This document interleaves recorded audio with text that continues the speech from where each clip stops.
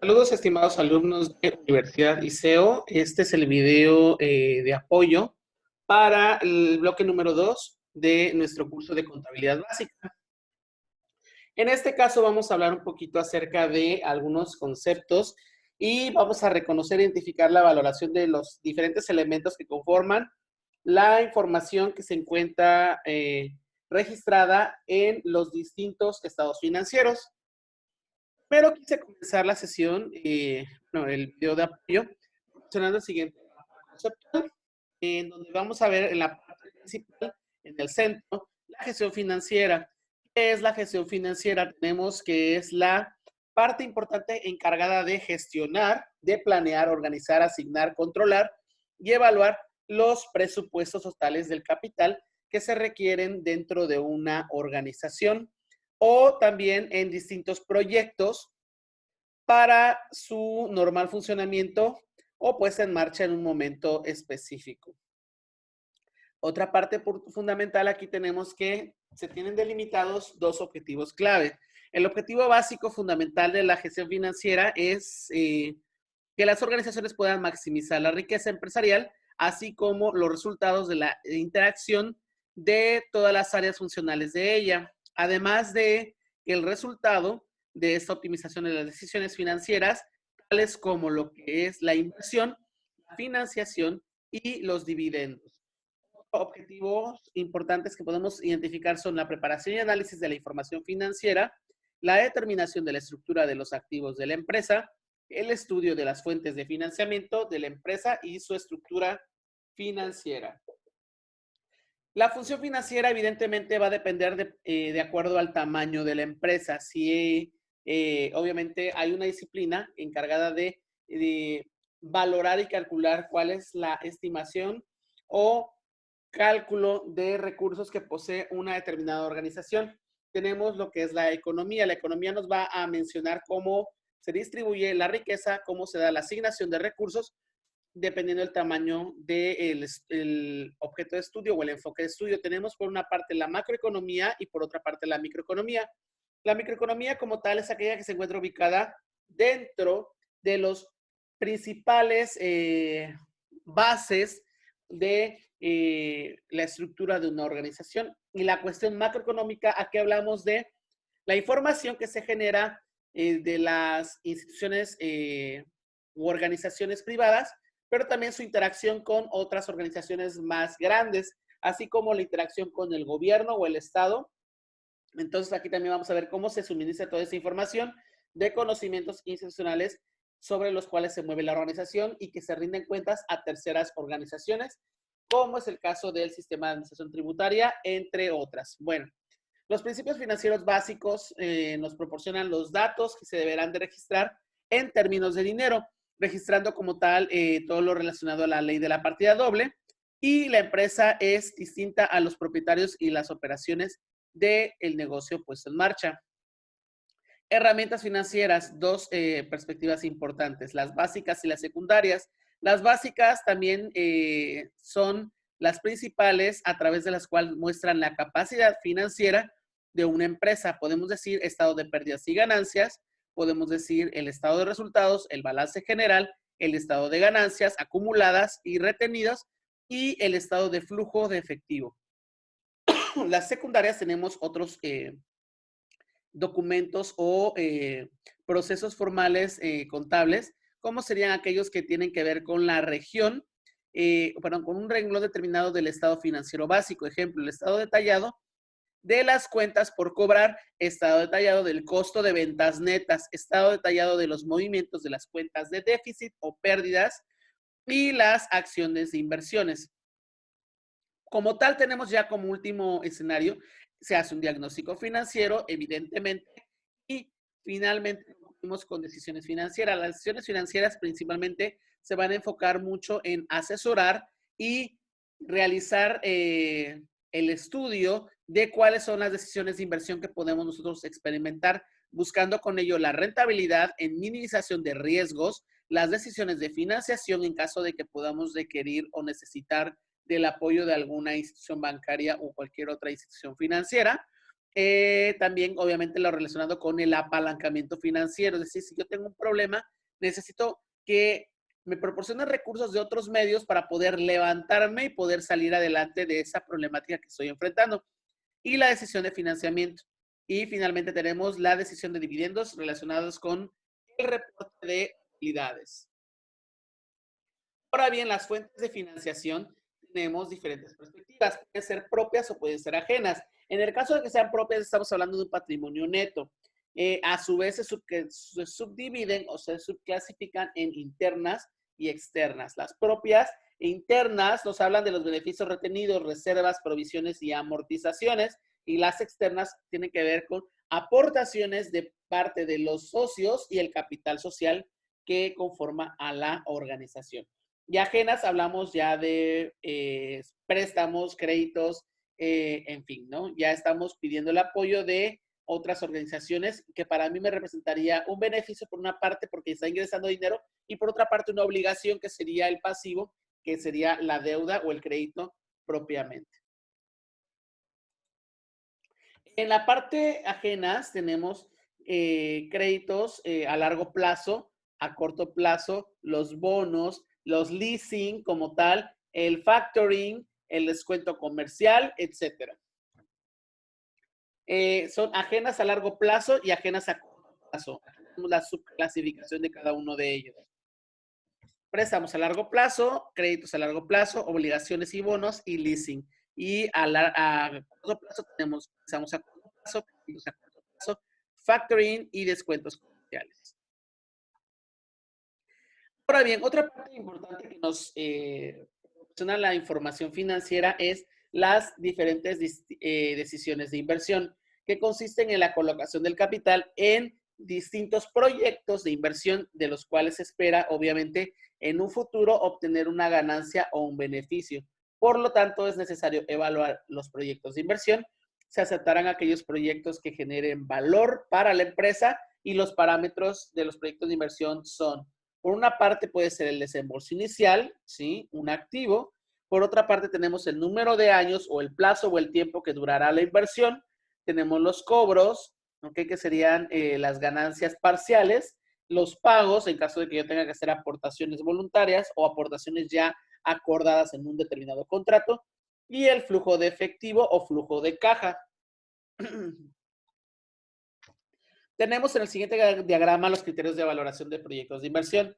Son clásicos y aproximados. Los aproximados no tienen en cuenta el valor del dinero con el paso del tiempo, o sea, el dinero permanece de forma estática. ¿Ok? Y lo que se busca después es recuperar la inversión.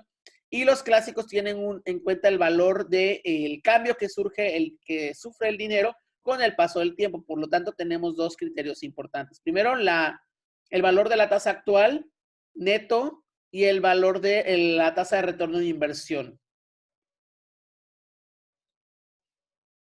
El patrimonio empresarial nos habla de aquellos medios económicos y financieros con los cuales cuenta la empresa para poder conseguir sus objetivos. ¿Qué comprende el patrimonio empresarial? Los bienes, derechos, obligaciones que pertenecen directamente a la empresa. El elemento patrimonial se entiende como aquello o cada medio, perdón, que consiste en el patrimonio de la empresa. Y por último tenemos el concepto de masa patrimonial. Masa patrimonial es la agrupación de aquellos elementos patrimoniales con características tanto económicas como financieras en común. Tenemos en el siguiente diagrama la clasificación de la masa patrimonial, que sería activos, pasivos y patrimonio neto. Activos como tal son aquellos bienes y derechos propiedad de la empresa, constituyen la estructura económica de la misma. Los pasivos se entienden como deudas y obligaciones pendientes de pago por parte de la empresa. Es decir, se pueden tener financiamientos o apoyos por parte de organizaciones externas o fondos ajenos.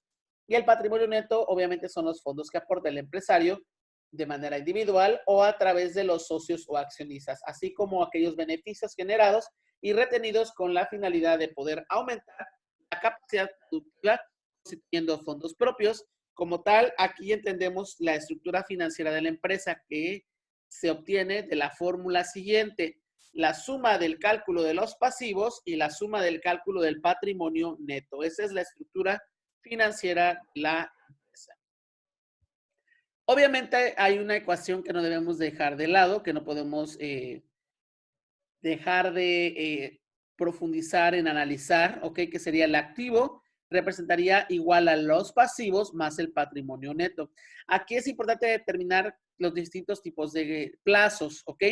Corto plazo, cuando entendemos una transacción en un periodo menor a, igual o menor a 12 meses o un año.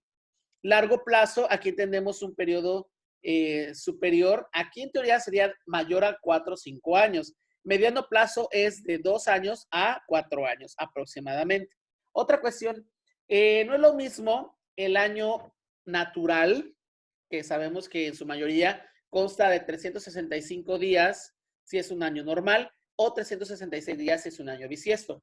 Esto no ocurre en el año fiscal. En el año fiscal, para efectos contables y financieros, todos los meses van a tener 30 días y el año consta de 360 días. ¿Cómo se obtiene? Multiplicando 30 por 12. ¿Sí? Aquí no tenemos que conflictuarnos en saber si un mes tiene 30, 31 o 28 días. Aquí se generaliza de manera global, digamos, el número de días de 30 por los 12 meses del año. Obviamente, la mayoría de las transacciones contables o financieras las registramos como es el calendario natural, pero hay ocasiones en las que las organizaciones bancarias y financieras registran o consideran el año contable. Ahora bien, las partidas patrimoniales, ¿cómo se clasifican? Tenemos el activo, obviamente va a depender de acuerdo a la liquidez o facilidad de este dinero en ser convertido o traducido en dinero. Tenemos por una parte el circulante fijo y diferido. Circulante o también denominado no corriente, es decir, inmovilizado intangible, inmovilizado material, inversiones inmobiliarias e inversiones financieras a largo plazo. Y en el caso de inmovilizado intangible, aquí podemos entender elementos inmateriales necesarios para el desarrollo de alguna actividad económica de la empresa. Es el caso de licencias de marcas y patentes. Otras cuestiones importantes pueden ser las existencias, los deudores comerciales, otras cuentas por cobrar, inversiones financieras a corto plazo, los plazos o periodos, el efectivo, los activos líquidos equivalentes. Y por otra parte tenemos en el caso de partidas patrimoniales los pasivos que correspondería a, de acuerdo al mayor o menor grado de exigibilidad de la empresa. Tenemos corriente y no corriente. No corriente son aquellas provisiones a largo plazo, pasivos contingentes, deudas a largo plazo y el periodo a largo plazo. Y por otra parte tenemos los pasivos corrientes que corresponden a los pasivos vinculados con activos no corrientes mantenidos para la venta, provisiones a corto plazo, deudas a corto plazo, acreedores comerciales y periodos a un plazo. Patrimonio neto. Patrimonio neto consta de los fondos propios, puede ser capital, puede ser reservas, legal, estatutaria o voluntaria. Resultados de ejercicios anteriores o también otros de aportaciones de los socios, resultados del ejercicio, etcétera. Ajustes por cambios de valor. Tenemos aquí las minusvalías y las plusvalías, es decir, si pierde valor con el paso del tiempo sería minusvalía, si incrementa el valor de la propiedad o de algún bien con el paso del tiempo hablamos de plusvalía. Es decir, gana valor, plusvalía, pierde valor, minusvalía. Subvenciones, donaciones y legados recibidos. Transacciones diarias, incluso esto nos sirve para el día a día conocer, ¿ok? Cómo llevamos un registro de nuestras transacciones. Tenemos por una parte gastos, ingresos, cobros y pagos. ¿Qué serían los gastos? Son aquellos elementos que se adquieren para poder ejercer una actividad de una empresa, pero que no tiene que ver directamente con relación a la producción, sino que son consumidos en un periodo de tiempo muy corto. Ejemplo, materias primas pueden ser. Ingresos tiene que ver con el valor que estima la empresa para obtener una o percibir una ganancia de acuerdo a lo que está vendiendo. La venta de artículos, de bienes y servicios. Resultado del ejercicio, vamos a obtenerlo restando mis ingresos menos mis gastos. Evidentemente, ese resultado me arroja que mis ingresos son mayores a mis gastos, por lo tanto, tenemos un beneficio o ganancia. Si mis resultados arrojan lo opuesto, que mis ingresos sean inferiores a los gastos, estamos hablando de una pérdida. Cobros, la empresa recibe fondos en metálico como transacción de una venta o un servicio prestado. Los pagos se entienden como la forma en la cual la empresa aporta parte de su tesorería como contraprestación de una compra de un servicio determinado. Registros contables más importantes: libro diario, asiento contable, libro mayor y cuenta de resultados o estados de pérdidas y ganancias. Libro diario es aquel que recaba información de manera ordenada en el tiempo en el cual todas las operaciones que suceden de manera diaria en la empresa. Una operación aumenta, un activo deberá aumentarse la misma cantidad y deberá de asignarse en la columna opuesta en el pasivo y el neto para poder mantener una ecuación fundamental. Asiento contable: se debe identificar cada transacción y debe de realizarse un asiento contable en el libro diario. Es decir, el asiento contable es el dato que se registra dentro del libro diario. Libro mayor es el libro que comprende mayor dificultad, pero lleva una secuencia. Ahí se arrojan o se cargan, digamos, los datos generales del libro diario.